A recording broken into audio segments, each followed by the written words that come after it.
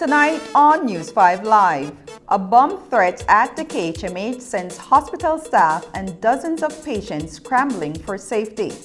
Nora Parham, the only woman to be hung in Belize, receives a posthumous pardon. And a mutiny at the St. Francis Credit Union. These stories and more coming up on News 5 Live.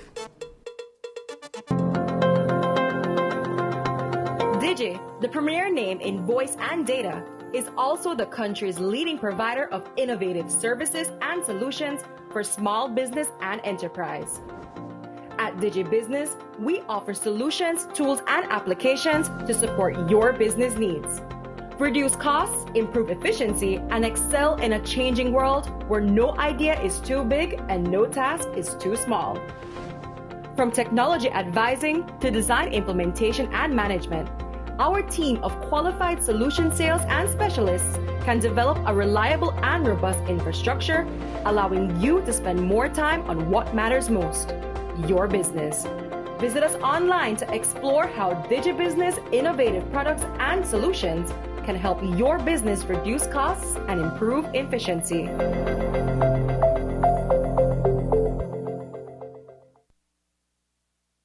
Your life just got a lot less complicated with Belize Bank Contactless MasterCard Debit Card. Introducing our Standard Debit and MasterCard Platinum Debit Cards. Now you can make purchases anywhere MasterCard is accepted with one tap, pay and go. Your contactless card never has to leave your hands, especially in these times. And your card is embedded with multiple layers of security. Platinum card holders get to enjoy extra benefits like price protection, purchase protection, trip inconvenience, and luggage protection, just to name a few. Start enjoying a cashless lifestyle today with the Belize Bank.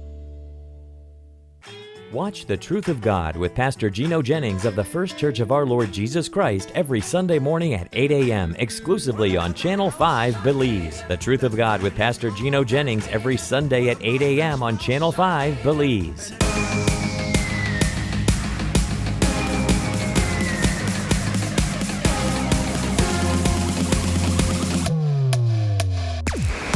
Download the SmartStream app on the Android Play Store and create your account to get access to movies and stream at home or on the go. Prepaid customers can purchase regular data packages or get a discounted rate on a special SmartStream package by dialing 7737. Postpaid customers will be billed monthly. Never miss a movie again with SmartStream. Are you looking for low-cost television advertising? Have we got a deal for you? Advertise on Channel 5's Daily Classifieds. Channel 5's Daily Classifieds is one of the most effective methods for introducing yourself and your business to the community. Use our Daily Classifieds to recruit employees, promote specials, promote your products or services, promote a business opportunity, increase traffic to your website, and advertise items you have for sale. Let us help you to save valuable time and money. Call us today at 280-0013 or visit us at our offices on Coney Drive to discuss how we can help your business grow affordably. Channel 5's Daily Classifieds. Advertise today.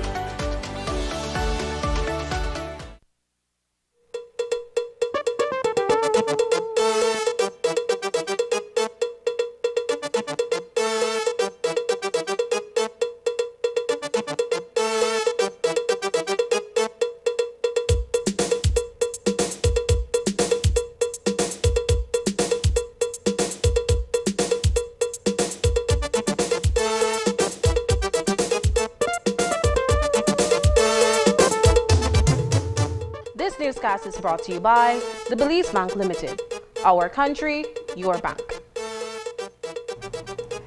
Good evening. Welcome to News 5 Live for Friday, May 13th. I am Annalyn Apolonio. Nurses Week ended with a scare that sent the medical staff at the KHMH as well as dozens of patients scrambling for safety. Patients in wheelchairs, some in beds still connected to IVs, gathered on the ramp outside the entrance of the hospital because someone called in a bomb threat. In most threats of this nature, a sweep would almost always end up being a prank. But that chance could not be taken and evacuation procedures were quickly activated. News 5's Dwayne Moody was on scene as the incident unfolded. Luckily, it was all fake, but the fear and anxiety was palpable. This is really ridiculous. We got all of we patients out there, watch all of we patients in a sun hot. We got patients from ICU out there, we got newborn babies out there with their mothers, they sit down in this hot sun hot. This is really ridiculous, this is crazy. Whosoever they do their stupidness here, they need to stop. They need to put God in their heart. They say when they go, we go through. We got patients there and they can't get off of some of their bed. It was a frightening situation at the KHMH Memorial Hospital this morning when for the first time in its history, the institution received a call of a bomb threat within its wards. Surgeries were interrupted and patients on ventilators had to be carried away to safety. These are not all the patients who have been evacuated. As you can see, there's this group that is from this side of the hospital, but we also have other patients on the other side by the old emergency entrance. So we've pretty much evacuated everyone except perhaps the COVID group. We had patients in the operating theater. Those have been evacuated as well. It's always a complicated procedure, more complicated for a hospital. We have patients that are ventilated and patients that are very compromised. And so, yes, it is indeed a challenge, but I think the staff have done an excellent job so far. There were several things to consider, including the families of these patients who were at home panicking and worried about the well-being of their loved ones. To make matters worse, the air outside was sweltering. Deborah Sutherland had just finished feeding a few patients when she was told that they had to evacuate. When I come back down the corridor and I push my trolley, one of my co-workers make sign to me and she is holler, go back, but I never know where to tell me go back, so I still can't leave it. So by the time when I reach closer, she holler bomb threat. So I just put the trolley on the side and I run. Everything happened, a lot of old people up there, I think I believe some people have nothing to like in the plate. People like up there in a danger. And they need that. You sense us blessings you need right now. I need nobody for the car right now. I've given you no bad news. Our hospital is an institution that goes at it 24/7. So certainly all those procedures and businesses conducted here have been interrupted. But given that we have to put safety above all other considerations, it's inevitable that all of that has to be interrupted until we are given the all clear. Some patients were transferred to the Lions building, which is adjacent to the National Referral Hospital. CEO Chandra Cancino says that the priority was to ensure the safety of everyone. We've been communicating with the patients. Actually, we have been personally communicating with them and informing them at this time there is no reason to panic. They are out here at this time for their safety. We are seeking more shade over at the Lions this building, and we really appreciate their collaboration with us for that. And we are ensuring that the patients their safety is #1 priority for us. And at this time, there is no need to panic.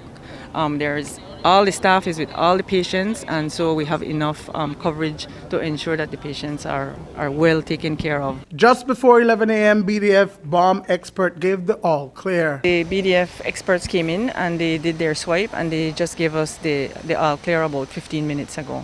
This, just the fact that we had to go through this, totally unnecessary.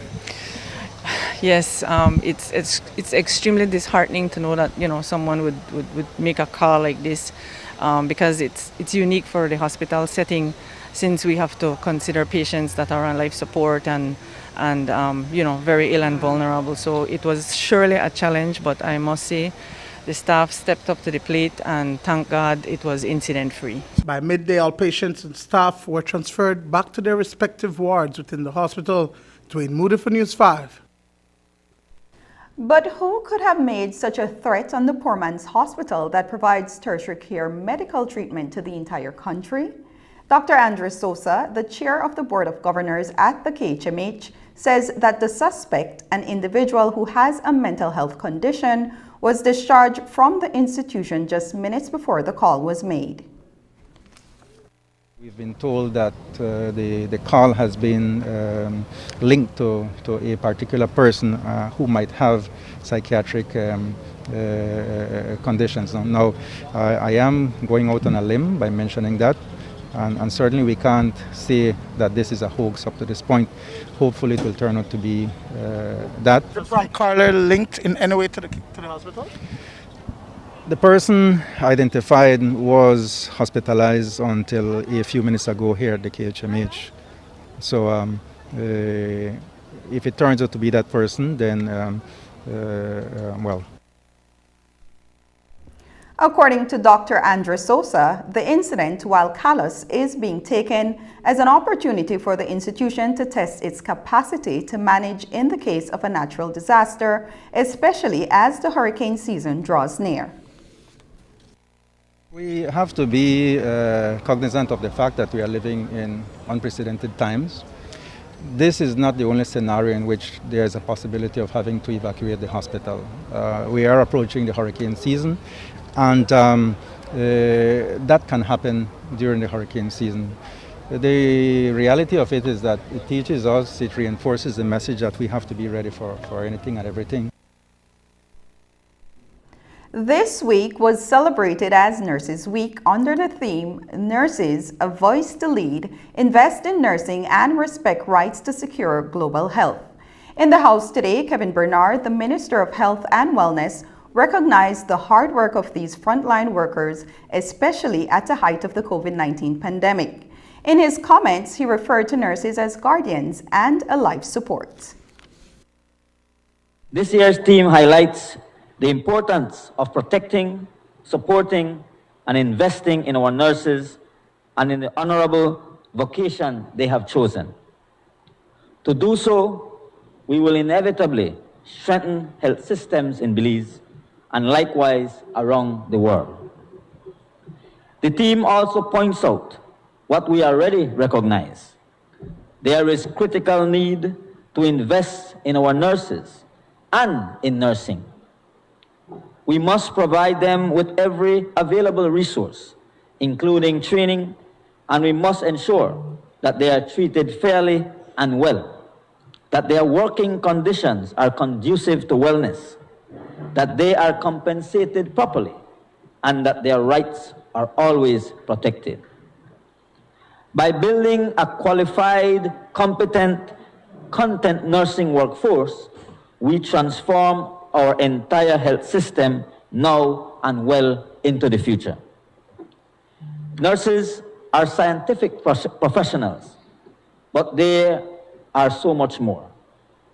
They are frontline. They are the front line of our medical care. They are the guardians of those who are ill. They are the most important of service providers and are the literal life support systems for those who enter our medical facilities.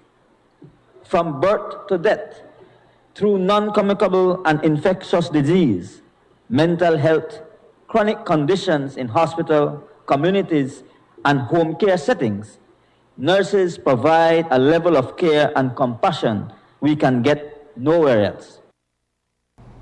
The government of Belize introduced a bill to repeal the Trade Licensing Act, Chapter 66 of the Substantive Laws of Belize, Revised Edition 2020, to make way for the implementation of a reformed trade license regime. According to Oscar Requena, the Minister of Labor, Local Government and Rural Development, the trade license regime will be grounded on the principles of predictability, transparency, accountability, ease of administration, and revenue neutrality.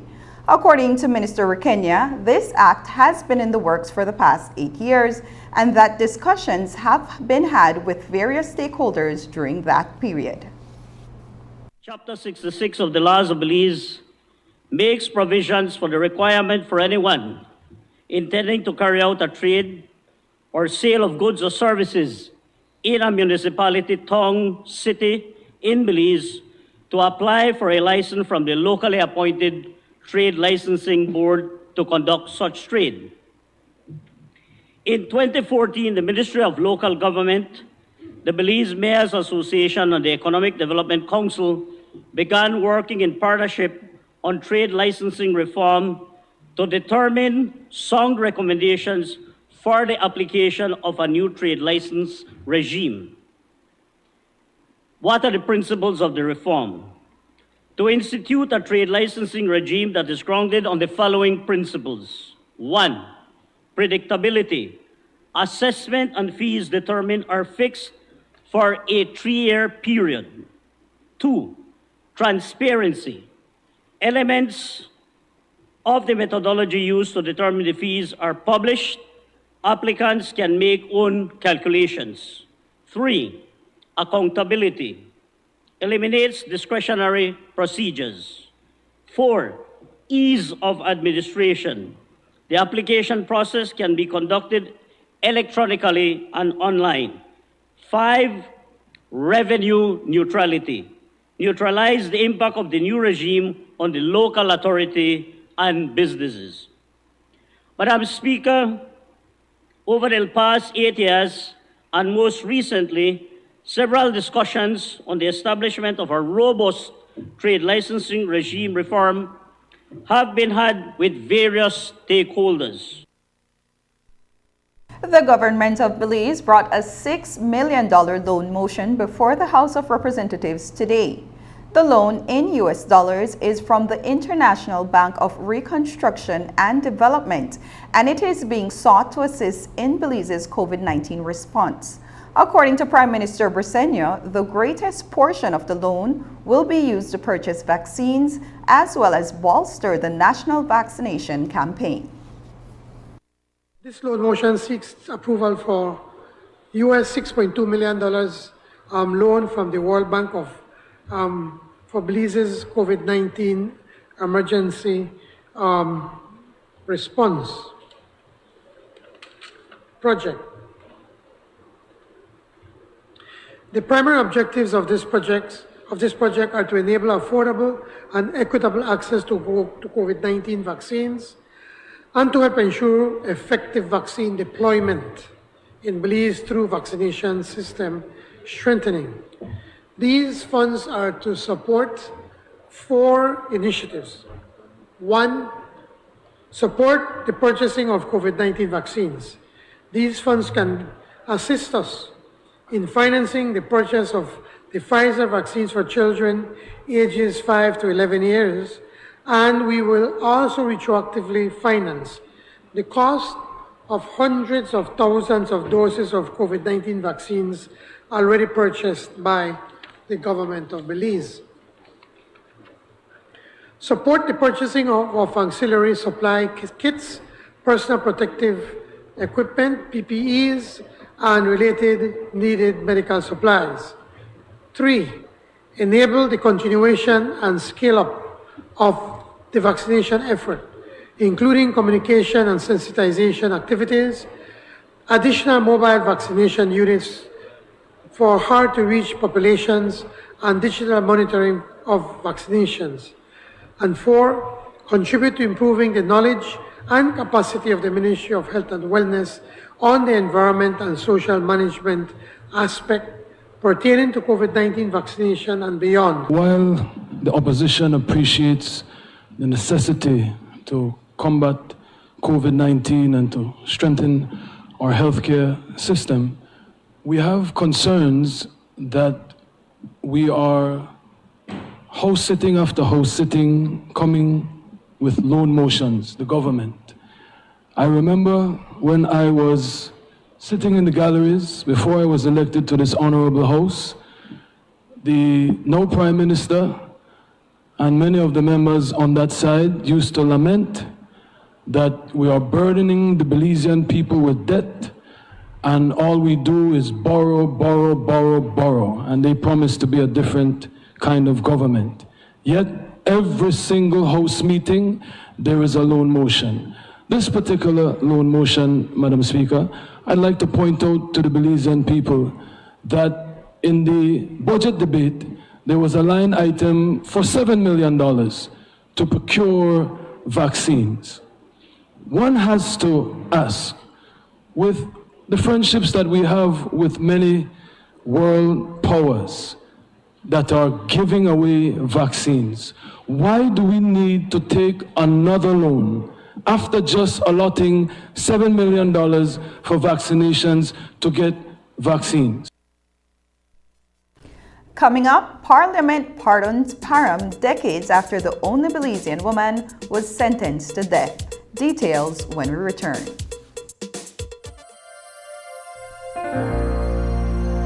Hello friends, this is Dr. Bob Roberts with another 60-second sermon from God's Word. The Bible says Pharaoh summoned Moses and Aaron and said, "Pray to the Lord to take the frogs away from me and my people, and I will let your people go." Moses said to Pharaoh, "I leave to you the honor of setting the time for me to pray for you and your officials and your people, that you and your house may be rid of the frogs tomorrow," Pharaoh said. Israel had been in Egyptian bondage for over 400 years, and God now hears their cries and raises up Moses and Aaron to go and deliver them. To do so, Pharaoh had to realize that God was greater than all the gods of Egypt, and so God sent some 10 plagues upon them to ultimately prove His superiority. The first plague was one of blood, and the second was a plague of frogs. There were frogs in the kitchen, frogs in their beds, frogs in the water, frogs everywhere. So finally Pharaoh called Moses and Aaron and asked them to pray for God to take the frogs away. Moses gave Pharaoh the honor of setting the time, and Pharaoh said, "Tomorrow." In other words, give me one more night with the frogs. How strange that when God would say now, that Pharaoh would say tomorrow. But are we not often equally guilty of the same delays in our lives that affect our eternity? We're famous for what we're going to do tomorrow. The Bible says today, when you hear His voice, don't harden your hearts as Israel did when they rebelled. Accept your deliverance and refuse to spend one more night with the frogs. Today's 60-second sermon has been presented by Christian Foundations of Faith in cooperation with the Baptist churches in your area.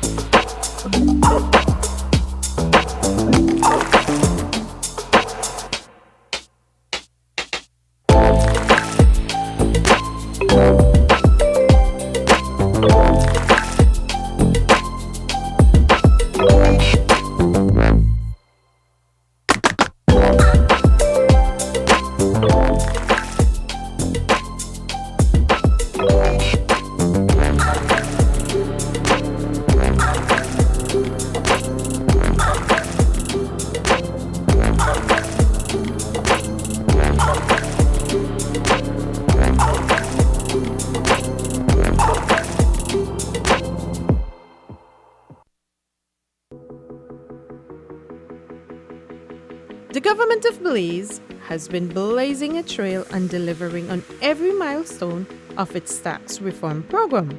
Iris Belize was launched in 2021 and its second phase is here in 2022. It provides taxpayers and/or their representatives with the ability to sign up for Iris Belize. You'll now be able to inquire, file, and pay online. This means that tax clients like you are able to sign up online and get access to individual and companies' tax accounts. No more long lines. Contactless, safe, prompt support from the privacy and safety of your homes and offices.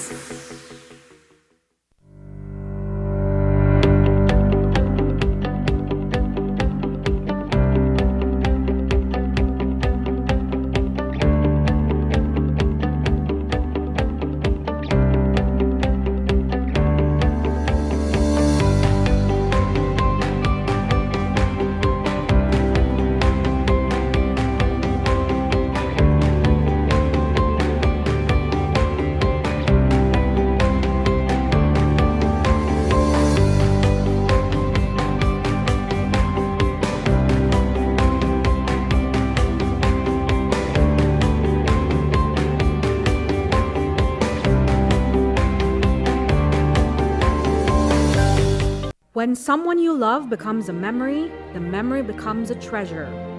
Channel 5 introduces the Daily Obituaries. The Daily Obituaries will broadcast all death and funeral announcements and memorials to honor your loved one's life and memories. The Daily Obituaries airs on Channel 5 prior to the evening newscast, with subsequent repeats at 10 p.m. and 12 noon the following day. It will also be placed online on our social media platforms, all for a standard package fee. Celebrate their lives and memories with Channel 5's Daily Obituaries. Honor in life and reverence in death. In 1963, Nora Parham was sentenced to death after a biased justice system convicted her for the death of an abusive common-law husband. Almost 60 years later, the House of Representatives is seeking to reverse this miscarriage of justice. To this end, a motion was passed inside the National Assembly seeking to move the Belize Advisory Council to advise Her Excellency, the Governor General, to exercise the prerogative of mercy. The intent is to have Nora Parham be granted posthumous pardon and to have the sentence of death by hanging imposed on her on June 5, 1963, revoked. 5 of her 8 sons were inside the National Assembly today during the reading of the motion. They were overtaken with emotions at the presentation. We spoke with Harry Parham, Nora Parham's eldest son, following the reading. Our children, 5 of us are here, right? There are still 3 still in the U.S. They will be coming down for a program that we'll have on the 5th of June, commemorating this day, right? And well, I must say that the family feels much better, feel a great relief at this moment. You know, it had been so emotional for us from the time we had started planning for this to happen, when Minister Dolores Ballaramos came to us and mentioned to us what she wanted to do. And I was excited because it coincided on what we had been planning for the 5th, right? Because we had been planning a memorial service at the grave site on the 5th of June. So this comes in coincidentally, you know, opportune time that the pronouncement of the posthumous pardon will be done at the gravesite at that time. Go ahead. Yeah, and I must say that we are happy, we are relieved, and we knowing that that even the government at the level of cabinet, you know, recognize what we knew from the beginning was true, and now it comes out, and it comes out the way that we really wanted it to come out. You know, we had said all the time, well, when we heard about a posthumous pardon in the beginning, you know, I shook my head. I said, well, that's not what we want. You know, what we want is exoneration of our character, because we knew that, well, not only a gut feeling, but looking at records of what happened in the trial and all of that, you know, we recognize that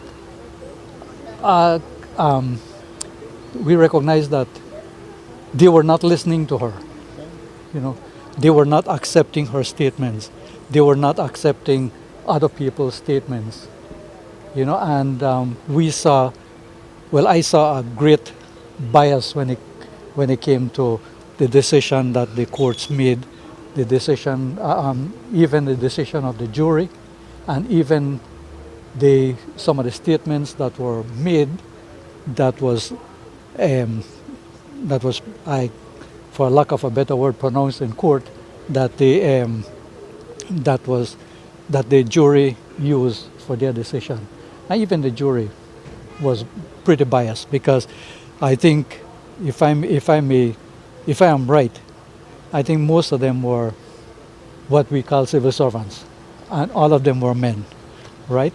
And being civil servants, of course, they will, and colonialists, they will support the system as it was at that time.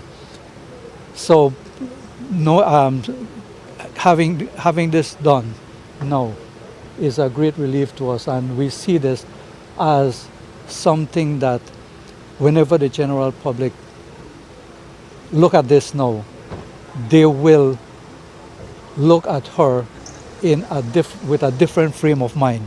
They will look at her now, they will recognize themselves that what was done was a grave injustice, not only in her life being abused, but also that she was dished out an injustice in the courts. Parham recalled seeing his mother being physically abused at the hands of the man she was accused of killing. He recounted occasions as a 7-year-old when he had to run from his home to a nearby police station to seek help for his mother. His family now recommends that more support be provided for domestic violence victims. When I was still young, maybe about 7 or 8 years old, some nights I used to have to leave home, run to the police station to ask somebody there to come and take him out of the house. What I asked the minister, I said, let this be something that would press government to do something about this.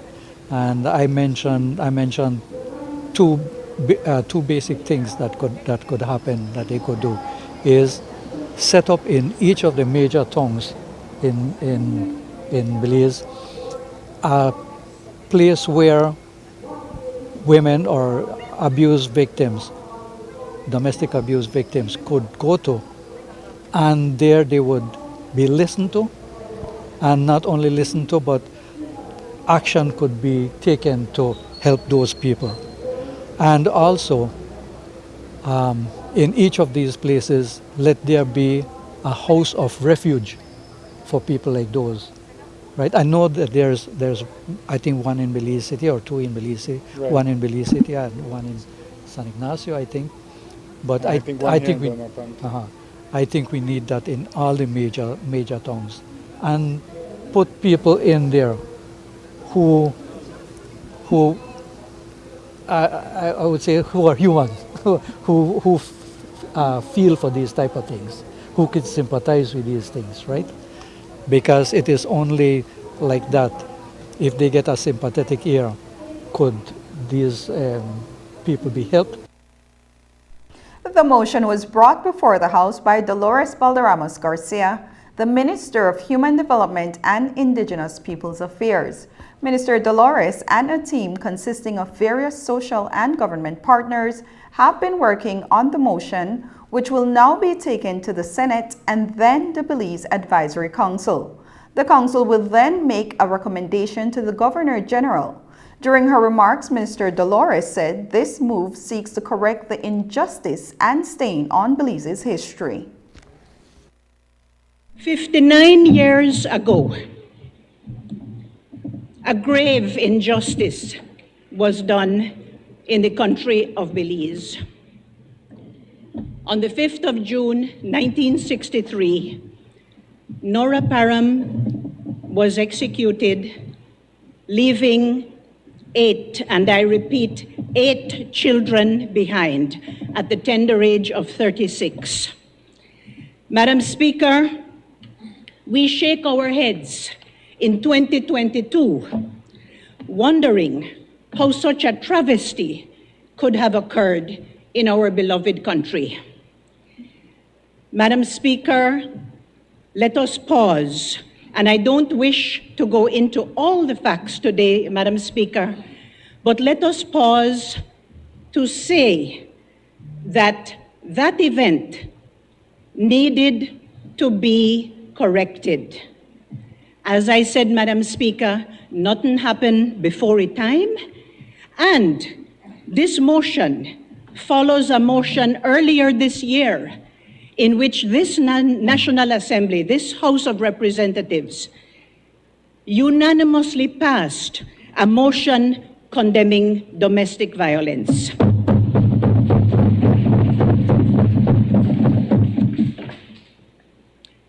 We are not here today, dear friends, to debate the facts of what happened back in 1963. But we are here to shine a light, a spotlight on the issue of domestic violence and to correct in the way that we can the injustice and the stain on our history that that event caused. We can go and read the transcripts, we can go back to the personal histories of everyone, but we must be sure and certain that in doing that, we tell the real story, the real story of what occurred.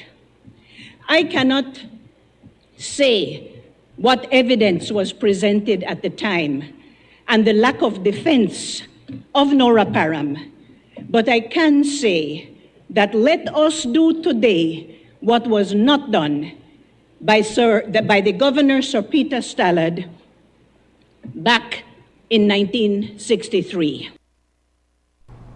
Tracy Tager Panton, the area representative of Albert Division, rose to show support for the motion. She extended an apology to the children and grandchildren of Nora Parham on behalf of herself and the opposition.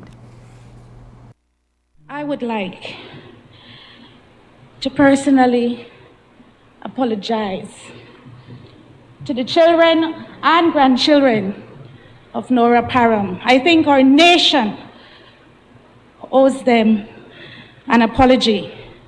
I do so on behalf of our leader of the opposition, on behalf of our deputy leader for the United Democratic Party, on behalf of all of us in this house. May her story live on so that we are reminded that such injustices, such an atrocity, such a miscarriage of justice never, ever be allowed to happen in Belize again. Madam Speaker, please be assured that we lend our full support to this motion. And while those of us on this side believe there should be some sort of compensation provided to her family, Dean assured me that healing must come. And they have waited as a family for over 50 years for healing to come. And so we respect the wish of the family. Know that you continue to be in our collective consciousness, in our thoughts and prayers, as we use her story to teach the valuable lessons we must learn as a nation.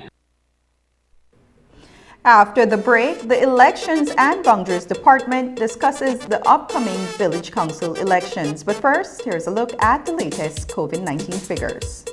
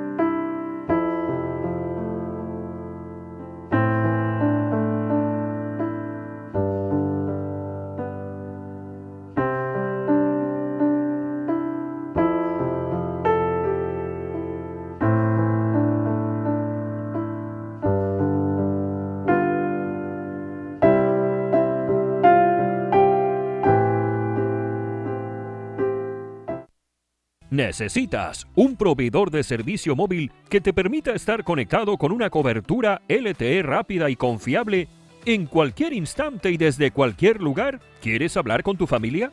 ¿Compartir tus experiencias con alguien especial? ¿Administrar tu pequeña empresa? Para todo lo que necesites te mereces la mejor experiencia móvil. Ahora puedes hacer mucho más con los planes de datos postpago aumentados de Digi. Puedes disfrutar de 8 GB de datos en cualquier instante por tan solo $55 mensuales. O puedes compartir hasta 120 GB con 6 de tus amigos más cercanos. Estos son más datos LTE para que disfrutes durante el día, por las noches y los fines de semana sin restricciones. Disfruta a lo máximo con más datos para llamadas y mensajes ilimitados en todos los planes postpago de Digi. Visita la tienda Digi más cercana para inscribirte hoy. Solo necesitas una identificación válida y un comprobante de domicilio. Únete a la red de mayor velocidad y cobertura en Belice. Para más información visita nuestra página web www.livedigi.com o envíanos un mensaje a través de WhatsApp o Facebook. Digi, nuestra telecomunicación nacional.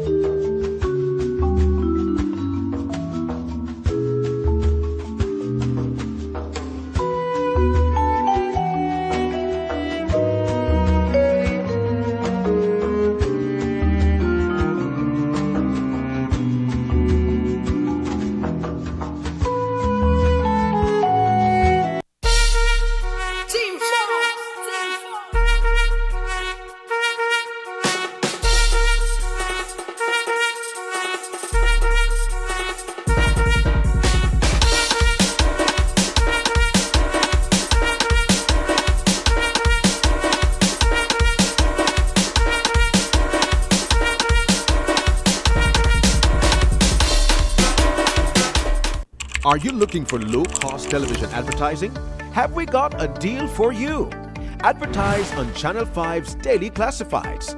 Channel 5's Daily Classifieds is one of the most effective methods for introducing yourself and your business to the community. Use our Daily Classifieds to recruit employees, promote specials, promote your products or services, promote a business opportunity, increase traffic to your website, and advertise items you have for sale. Let us help you to save valuable time and money. Call us today at 280-0013 or visit us at our offices on Coney Drive to discuss how we can help your business grow affordably. Channel 5 Daily Classifieds. Advertise today. Earlier today, members of St. Francis Xavier Credit Union in Corozal Town staged a protest on the grounds that irregularities are reportedly taking place at the financial institution. They demand an annual general meeting, which according to them has not been held for several years before COVID-19 disrupted business. Now they say it's time for that forum to be held so they can raise their concerns and ask questions. News 5's Marion Ali headed north today to cover the event and file this report. 20 members of St. Francis Xavier Credit Union braved the unforgiving sun this morning to express their discontent with the administration and management of the institution. They believe that for the past few years, the method of operation has been diverted from the way it's supposed to, and now they are demanding that an annual general meeting be held urgently. Past president of the Credit Union Board of Directors, Juana Terry, says there are board members serving long after there should have been an election. The last one, she said, was held in 2017. Every 3 years, every term, all board members are subject to re-election.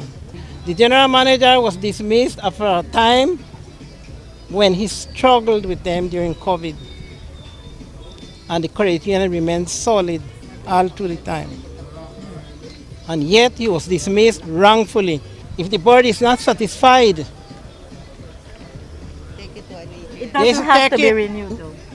Yeah, but the board does not have the power to. Okay. The board has to take it to an AGM, yes, and the members, owners, will listen to the side of the general manager, give him an opportunity to defend himself, and then that will be put to a vote. So there are many questions that comes to my mind and maybe to other members. I am concerned because if they wanted the man out, why not wait for the annual general meeting? They chase him out with police, and that is not right. He's not a criminal. Credit Union member Everaldo Puck says he has suspicions about the management of the institution, and today he made an appeal to the Central Bank of Belize to take heed. We need Central Bank to send someone to do a real forensic auditing. Have you all asked for that? Oh yes, we have. Central Bank hasn't answered. They are stating that only the board and Central Bank has authority to call a meeting, which is totally contravening the revised act. Mayet Castillo told us that while she has been duly elected as the interim chair of the Credit Union's Supervisory Committee, her election has been met with stark objection. The chairperson had resigned, so there was a vacant post. One of the Supervisory Committee members invited me for an interview to be held on the 9th, of which that same day I was appointed. But from then, I have had trouble again with the president of the board. He approached me one day while I was there after I had been elected, and he told me that I cannot be in that office until Central Bank sends me a letter approving my position. News 5 visited St. Francis Xavier Credit Union during the protest to seek their response to the allegations or clarifications on any of the points raised, but they informed through the receptionist we spoke with that they have no comment on the matter.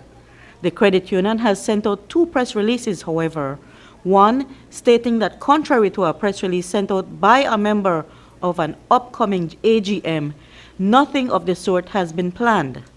The release ended by stating that only its board of directors may set the date for an AGM. In the other release, the credit union explained that the general manager was not dismissed and was on a 5-year contract which has expired and which the board decided not to renew in the best interest of the credit union.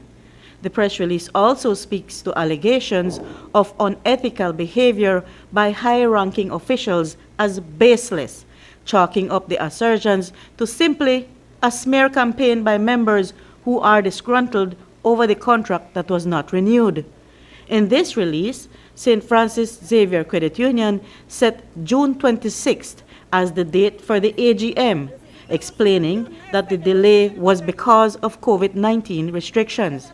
At that event, there will be elections to fill vacant posts, the release of the annual audit, and announcements of dividends and rebates. Reporting for News 5, I'm Marion Ali. Village council elections are officially underway across the country, and both major political parties have organized slates to contest the available seats in their respective communities. It's an exercise that will continue for the next 7 to 8 weeks until every village has elected a council to represent its concerns within the apparatus of local government. The Elections and Boundaries Department is also at the helm of the logistical preparations to ensure that the process runs smoothly. Earlier today, News 5 spoke with Chief Elections Officer Josephine Tamai. The process has commenced. This year, for the first time, nominations are being held on a separate day than Election Day. So the first set of nominations took place last week Sunday, which was the 8th of May. In those areas now, this week they go into the village council elections. So we're having actual elections with the exception of 8 villages. And that's because on nomination day for last week, in those specific villages, the persons who got nominated, they were uncontested. So if you notice on our website, even in newspapers this weekend, we have published those because those persons now are duly elected chairperson and members for those specific villages. So the process has commenced. This week now, we start with the actual elections and nominations in other villages. If you look at the schedule that we have published, you will notice that we go into elections throughout the entire period, with it's over a 7 to 8 week period if we include the nominations, whereby villages will be having elections and nominations in other villages during a specific week. So now, when it comes to having the elections, like I said, those persons or those villages for whom nominations have already been held, they will go into elections this week. This week, we're also having nominations for villages who will go into elections the following week, right? So that is how it actually goes. There are also criteria that interested candidates must meet in order to become eligible to run for village council. Chief Elections Officer Tamai explains what one needs to do in order to qualify for the vote. For persons who want to contest in a certain village, those persons will turn up to the nomination stations for them to be nominated. I will get into the qualifications for persons who want to be nominated or who want to contest these elections. You will know that there was no change made to the criteria for those persons who will contest elections. So those persons must be 1, Belizean, 2, they must be 18 years old, and 3, they must reside in that village or community for a period of 1 year, not less than 1 year, preceding the date of the election. So that is the criteria for persons who want to contest. Those persons who want to contest also needs to have 2 persons to nominate them. And those 2 persons must be 2 persons whose names are on the voters list for that specific village or community. So your name must be on the voters list for you to nominate somebody and for you to second that nomination. The person who is contesting, the name of that person does not need to be on the voters list, but they must meet the 3 criteria. The entire process, including the counting of ballots, will be overseen by public officers assigned to the elections. The casting of ballots, according to Tamai, has been scheduled for specific times throughout the course of the day. Similar to other elections, the Election and Boundaries Commission appoint election clerks and election officers, and those persons are public officers. So those are the persons who conduct the elections, and those are the persons who will be counting the ballot papers immediately after the polls close. So I want to get into the time now. 1 for nomination, right? Nomination in all villages and communities are from 9 a.m. to midday. Right? When it comes to the voting, voting starts at 9 a.m. There are various closing times for these villages.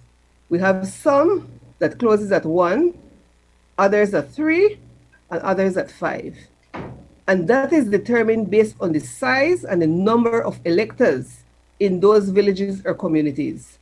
So again, the information we publish provides that because it's different for different villages and communities. Also, when persons go to the centers, they will see the notices to indicate what time elections conclude. In all villages and communities, we have also placed notices in those villages and communities. We're doing radio announcements as well, so that the public are informed of these dates and time. So I want to encourage villagers to listen to those and pay attention to the information that we have out there, so you know exactly what date and time you all will be having nominations and elections. When we return, popular tourist destination Hopkins is also plagued by sargassum and beach erosion. But first, here is the weather forecast with data from the Belize Met Service.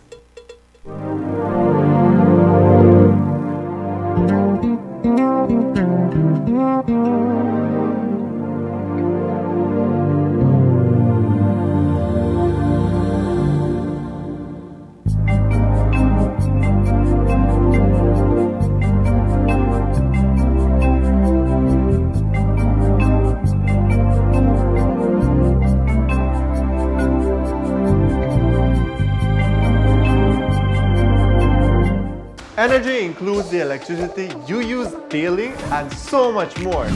It's in constant evolution, from changes in the light bulbs you use at home to the cars you drive. At Belize Electricity Limited, we remain committed to delivering safe, reliable, and sustainable energy solutions, and we continue to care for communities we serve countrywide. Join us on the What's and Why's of Energy Facebook Live show, where we discuss all things on energy, our services, and so much more.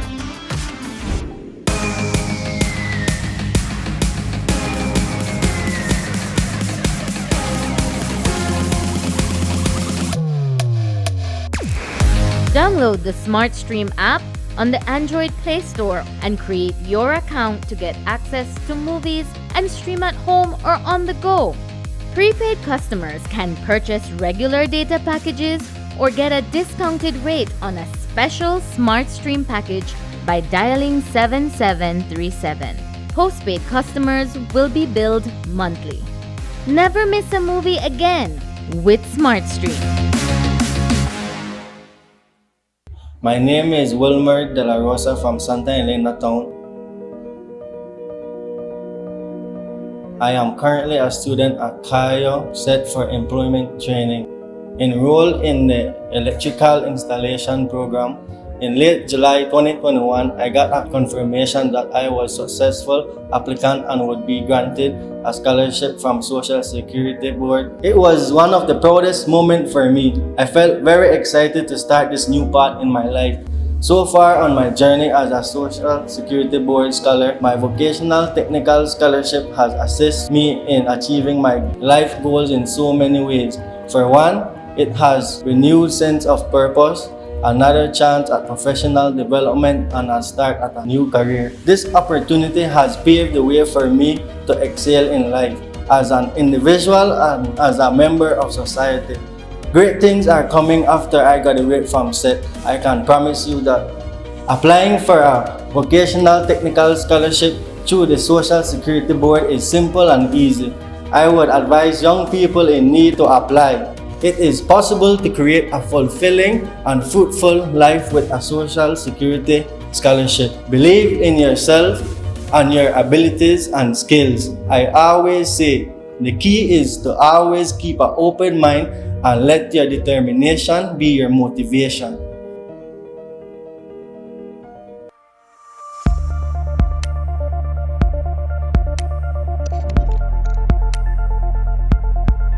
Compostable plastics. To understand what a compostable plastic is, we need to know that composting is a natural way to recycle decomposed organic material like oranges or banana peels. So, a compostable plastic is similar to the banana peel in the sense that it also undergoes biological decomposition in a compost site and doesn't leave any toxic residue. In fact, it breaks down into carbon dioxide, water, inorganic compounds, and biomass at a similar rate of compostable materials. This is great because once properly disposed of, compostable plastic food packaging will be broken down in a manner much kinder to the environment compared to plastics. The recycled materials would return to Earth quickly and safely as soil when disposed of in the right environmental conditions and temperatures. It's important to note that for decomposition to occur, all compostable products must reach a sanitary landfill, where there is proper management of the waste through disposal and treatment. Click on the link below to see what you can do to help end the nightmare of single-use plastics. I'm Alison Castillo, and now you know.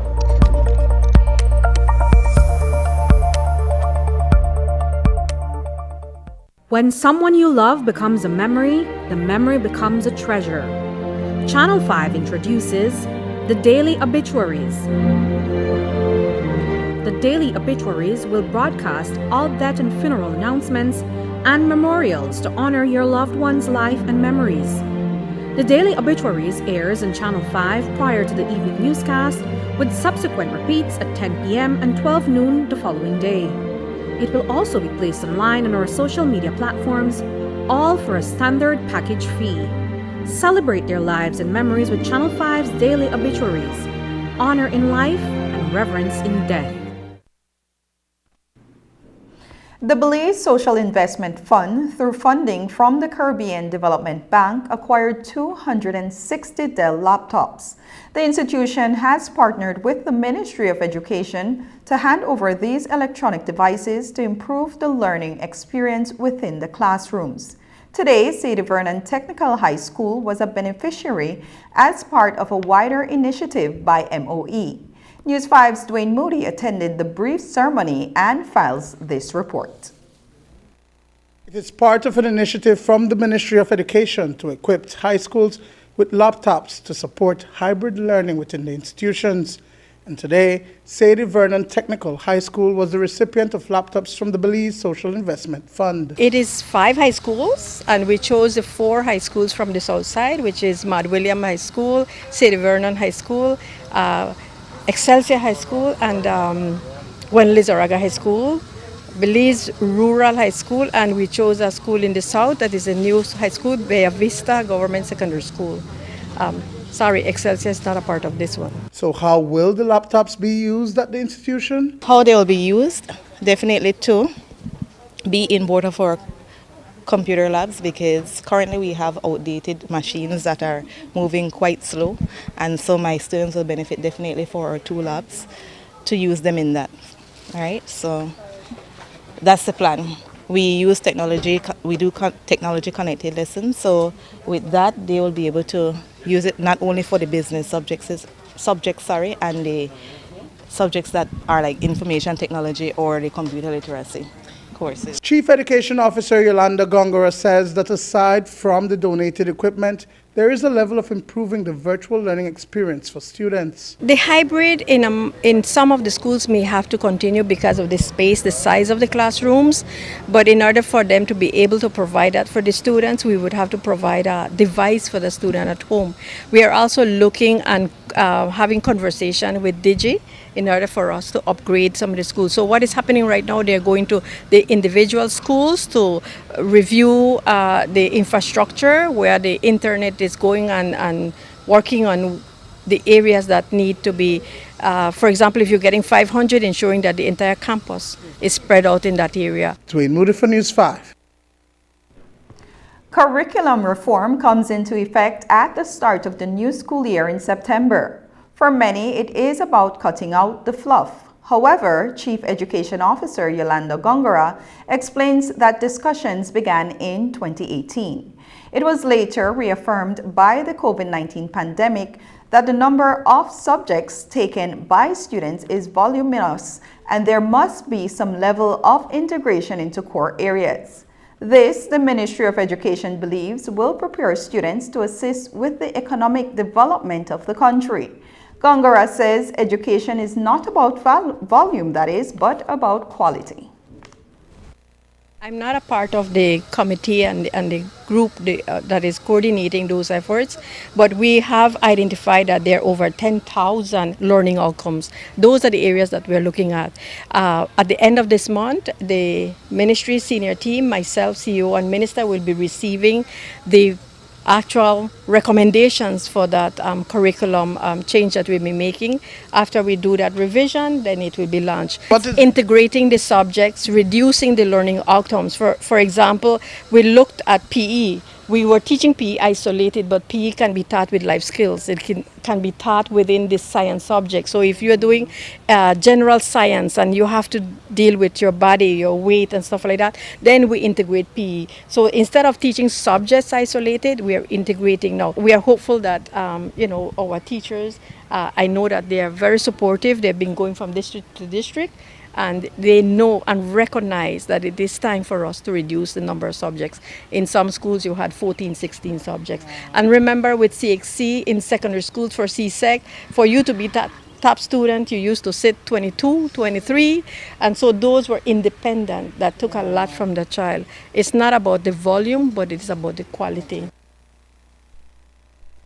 The new curriculum will be piloted initially in primary and secondary government schools. According to Chief Education Officer Yolanda Gongora, teachers will receive some training in August to prepare them. We will be piloting, particularly with our government schools, both secondary and primary, but we are encouraging our schools to be a part of this innovation as we move forward. We are looking forward to 2023 that this will be the curriculum. After the pilot, we'll do a revision and then we make changes as necessary. We will have to be doing training. So training of teachers will happen in July and August, particularly August for our teachers as it relates to professional development, but we will have to train our teachers in this new method of using project-based assignments rather and competency-based. Is you in competency-based, you do an attempt, you try it again until you master, then you move to the next level. So the grading will be based on competency. It's a new concept for some of them, but for people that come from technical, vocational, that's how you operate. For years, Hopkins and Dangriga have been plagued by severe coastal erosion and an unsightly accumulation of sargassum on its shores. It is only getting worse. The National Climate Change Office and other partner stakeholders conducted a survey that yielded critical data that is useful in addressing the chronic climatic and environmental issues in these communities. The survey focused on standard information such as age, ethnicity, marital status, household roles, poverty levels, as well as the conditions of buildings and infrastructure, including the type of materials used to withstand the impacts of climate change. On Thursday, a consultation meeting was held in Hopkins to update residents on the findings of the survey. Here is more from the session. Under the Agenda project, we have several project activities. The one today, we are working with Belize Association of Planners, where they are focusing on social barriers and obstacles to address the adverse effects of climate change impacts, particularly in Hopkins Village and Dangriga Town. Today we are in Hopkins Village, where all the data that were collected over the past months are being presented, and we hope that to get a good positive feedback from the community.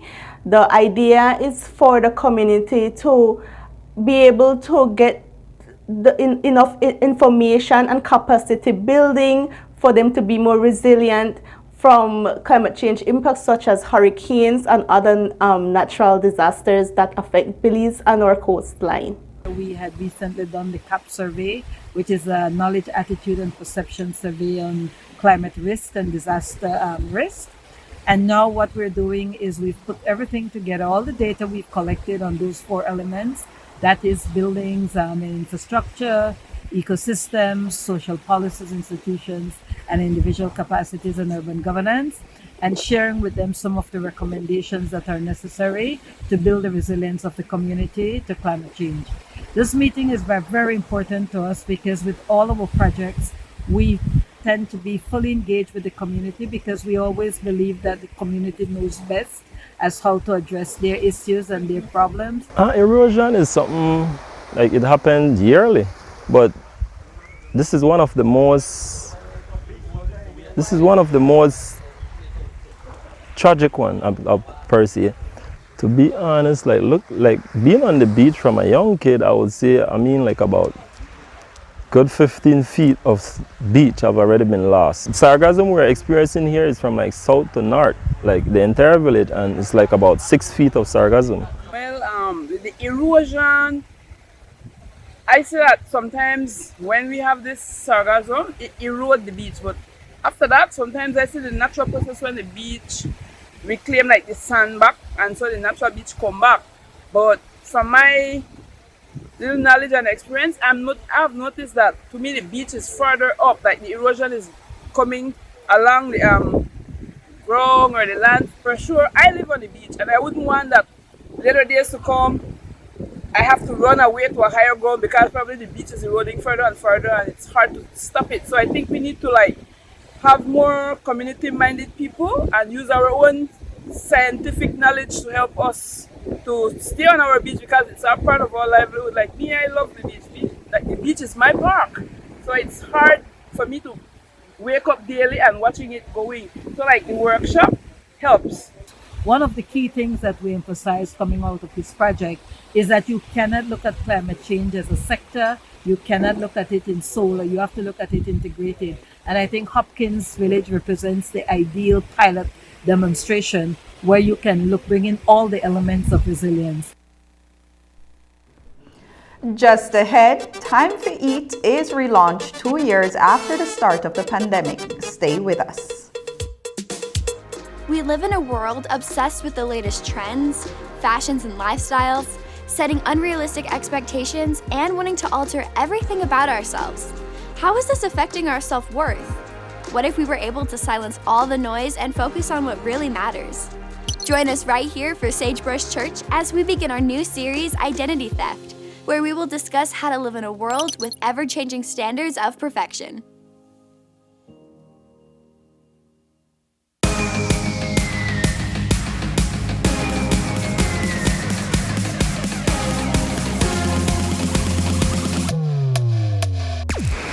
Download the SmartStream app on the Android Play Store and create your account to get access to movies and stream at home or on the go.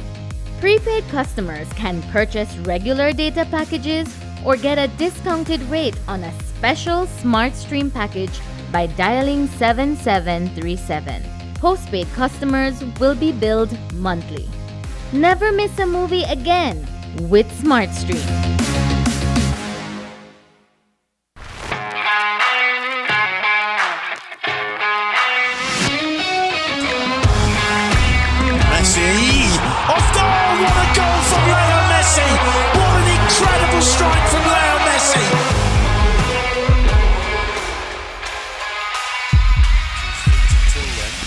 Neymar and Messi standing over this. Messi. Great entertainment stays with you, and we bring you great entertainment. Next Gen, the ultimate digital experience.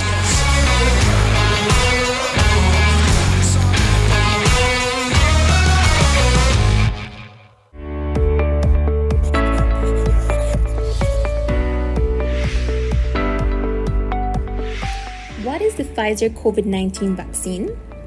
The Pfizer COVID-19 vaccine is an RNA vaccine that triggers our immune system to develop antibodies against the SARS-CoV-2 virus that causes COVID-19.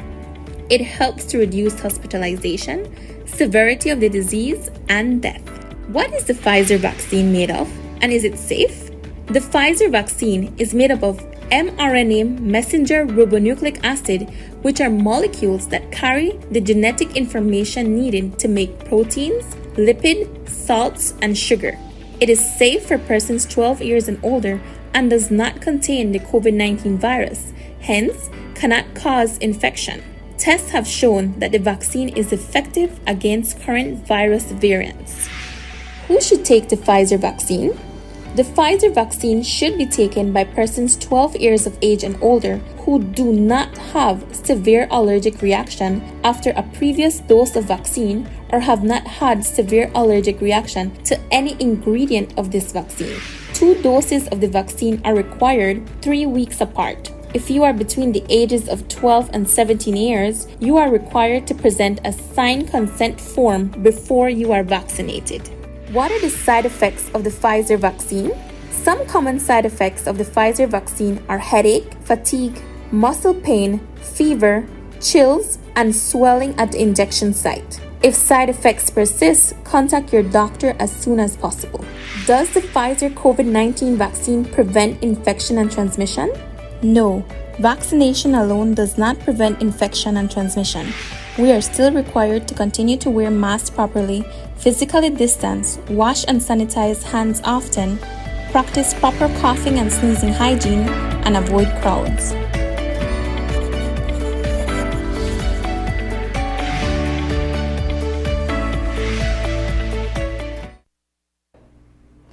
Mayor Bernard Wagner is approximately 14 months into his second term of office.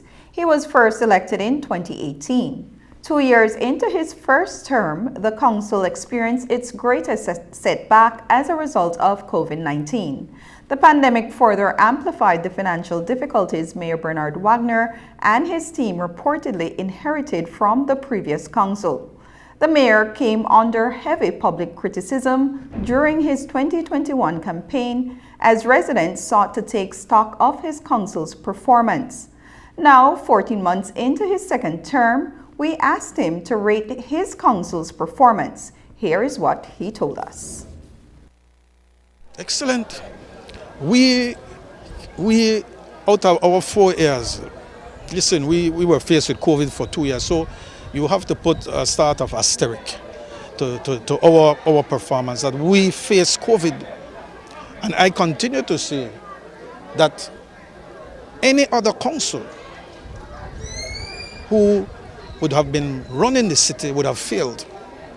It was because of our really, how I say, competence in running the financial affairs of the city made us not fire one person from our city hall throughout the entire COVID.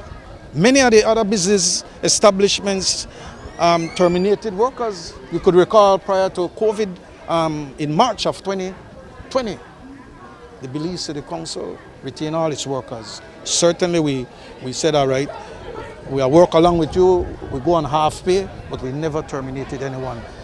We continue to meet our payrolls on a bi-weekly basis. And our payroll is nothing small. Our payroll is in the 6-figure mark every 2 weeks. So listen, ma'am, I believe that our council performance over the past 4 years is very, very good.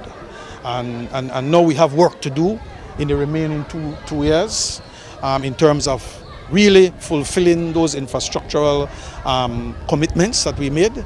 And we are confident that we'll be able to deal with many streets in the city for the next 2 years. That is our focus, that is our strategy.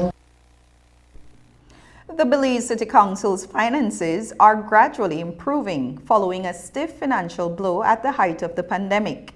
In 2020, the council's cyclical revenue stream came to a screeching halt, and employees were placed on a 50% salary cut.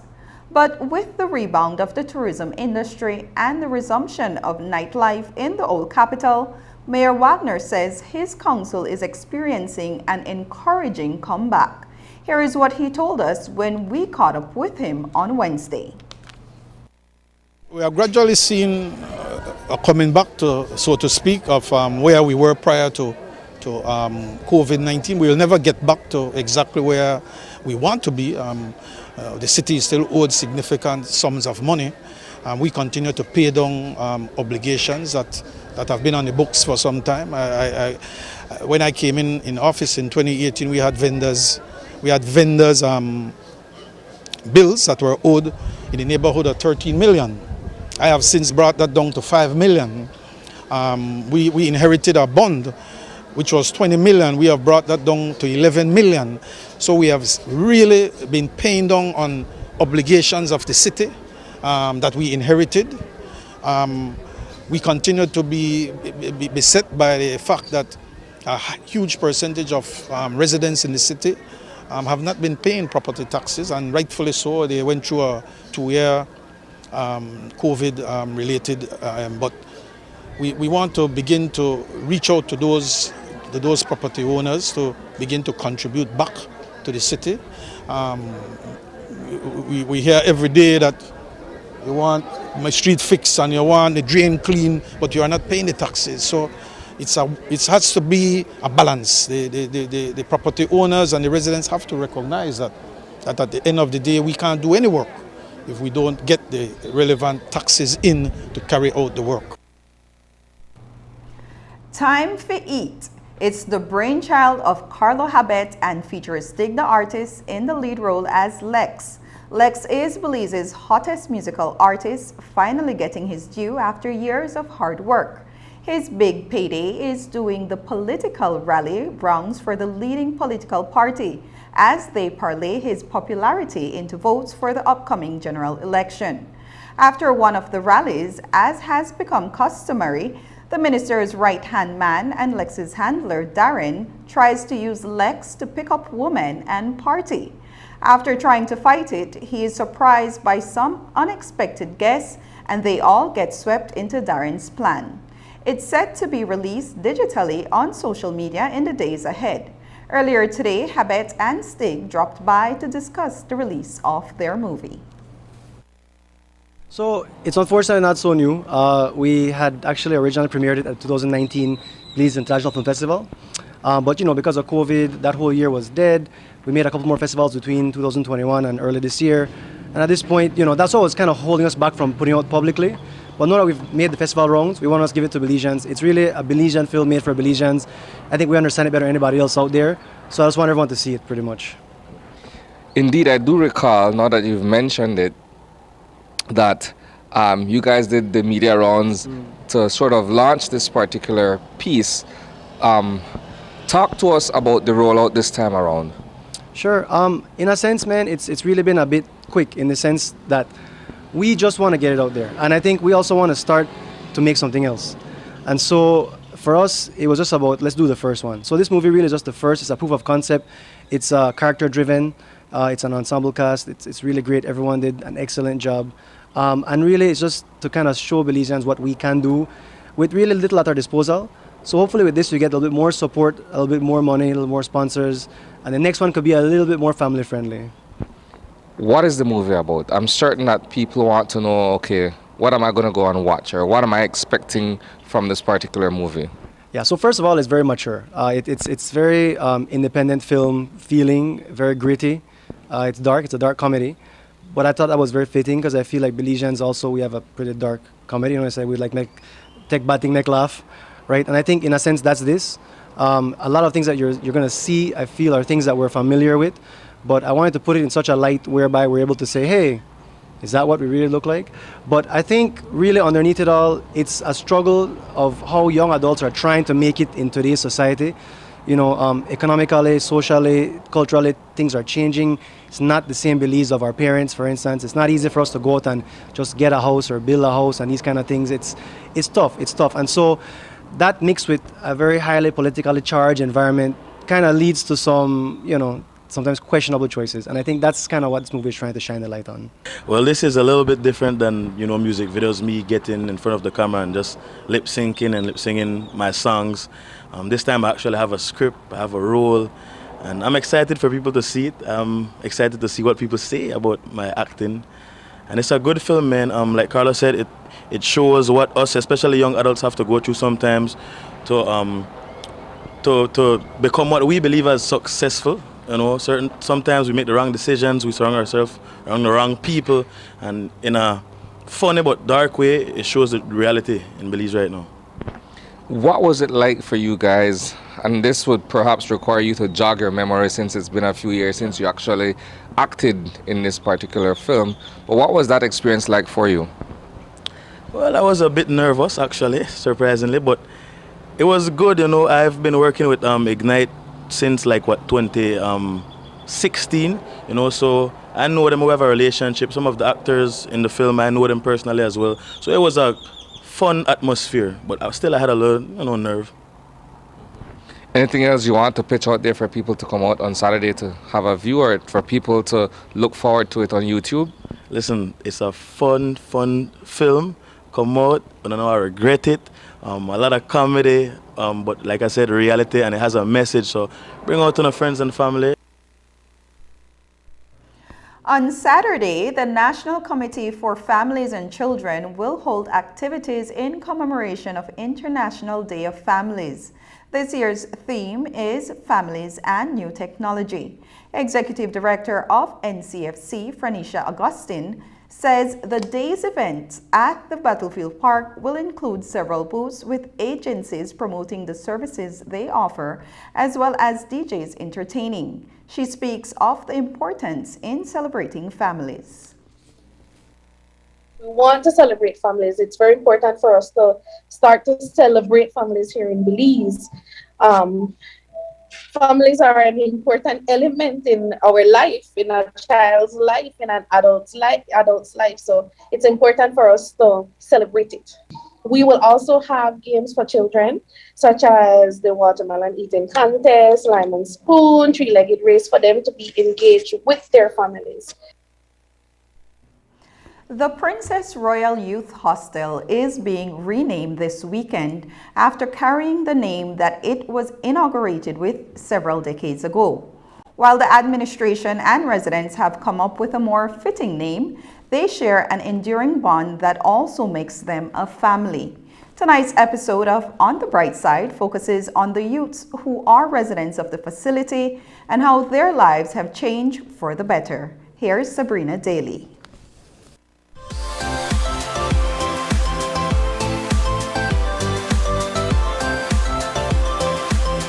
I came here with a cold, bitter, no loving heart, to be honest. I came to the hostel with hatred in my heart for what my family did for me for years and years.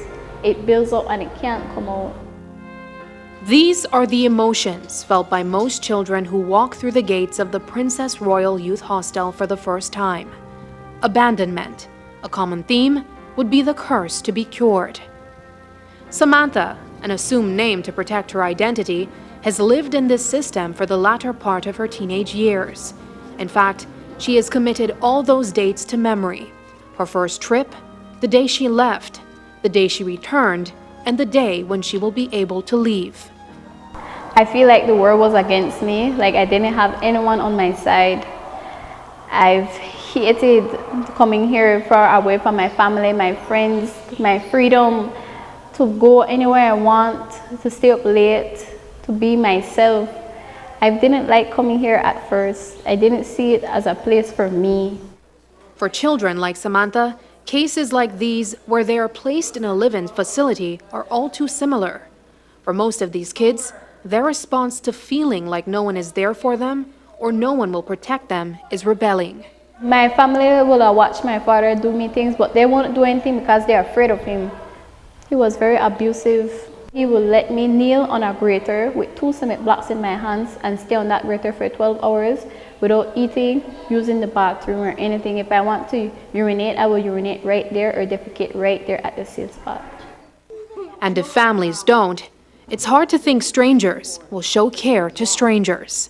Each of them come with different circumstances, but it all culminates to the fact that those who are supposed to take care of them cannot, for whatever reason. And so it's very important that we do what we can for them, because it's not really their fault, as they have nothing to do with this. They were just kids who were brought into a world that the people who brought them in weren't ready for.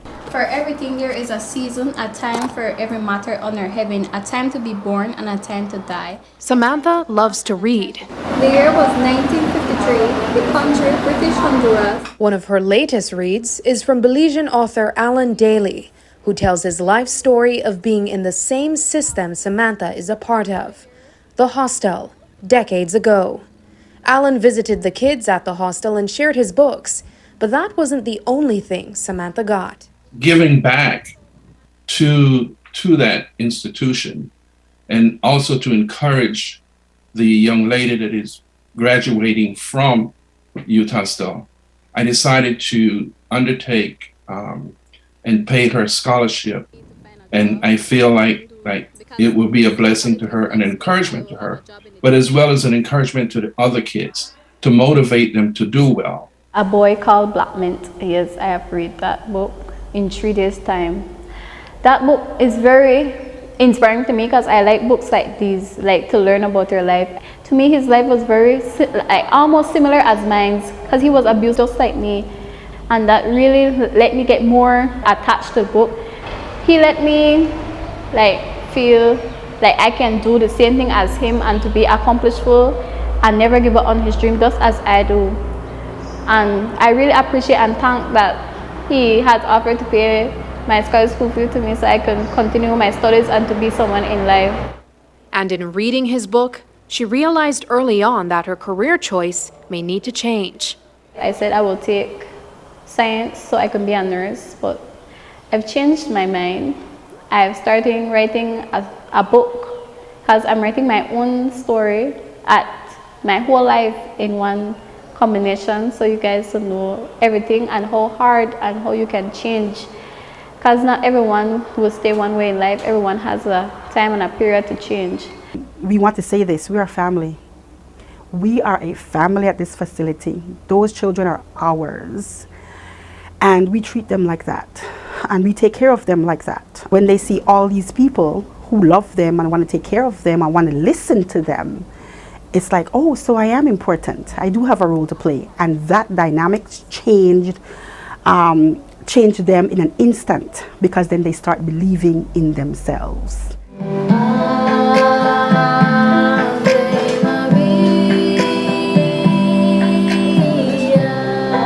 Samantha is ready to prove just that. She's a few months away from her 18th birthday, a date that marks a new beginning. I feel kind of sad because I want to stay here, but I'm going to turn 18 and I'm going to finish school right here in June, so I have to go to start off my own life out there. That's the greatest feeling ever, because that's our end result. Everything we do here is for these kids to get back with their families and their loved ones. It's not for them to stay here forever. That's not the goal at all. Obstacles will always be there in front of you. You only have one way to do is go around, across, or under. Or you can just stop and give up, and that's not an intention for me to do. A new beginning is on the horizon, and while Samantha is leaving to make her fresh start, to commemorate the International Day of the Family, the Youth Hostel is doing something special for the kids they call family. On Sunday of this week, we are unveiling the new name for our facility, and it was named by the children. Again, what we do here, inclusion. It's their place, it's for them. They tell us what they want us to do, and we do it for them. So we can't get a sneak peek? No, not yet, not yet. And it has to do a lot with starting afresh. We're starting afresh, and we won't let what the past happen. Will be our present or our future. Looking on the bright side, I'm Sabrina Daly. And that's the news. Tonight's broadcast is available in both text and streaming video at channel5belize.com. You can also connect with us on our Facebook page at facebook.com/News5Live. I'm Adeline Apollonia. Thanks for joining us, and from all of us here at News 5, please remember to wash your hands, keep your social distance, and stay safe. Good night.